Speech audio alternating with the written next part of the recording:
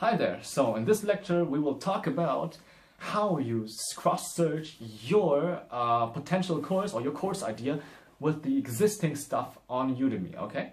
So basically you go to Udemy, you open the website, you go to the search bar and search for keywords that correspond to your course. So let's take piano for example, okay? So one of my courses is called How to Play the Piano by Ear, right? So it's a niche course on instruments on the piano.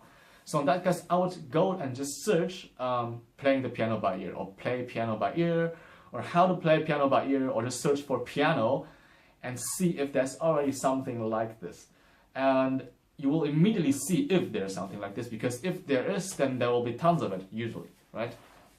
If you're lucky, you can see one or two that's sort of like your course, because you know there's nothing, it's not always black and white. So maybe sometimes people have like a huge course, like what are they called? Courses like the full course on, or the I don't know, the master course on like one instrument where they talk about everything, right? So those courses probably will exist, but those don't matter to you. You don't want to film like an encyclopedia, right? You just want to film the one thing you're really good at. So you just find the keywords, and if you see that there are tens if there are tons of courses already talking about the exact thing which you want to talk about, then you can scrap the idea. Unless you are really, really good at it. Unless you're like a genius and you have like a really incredible new way that nobody has ever done of teaching this, then you can try to do this or try to film it. But in any other case, I would just scrap the idea. So about this course, I actually thought about teaching how to do a Udemy course. And then I searched on Udemy and found that there were tons of different courses teaching people how to film a course on Udemy.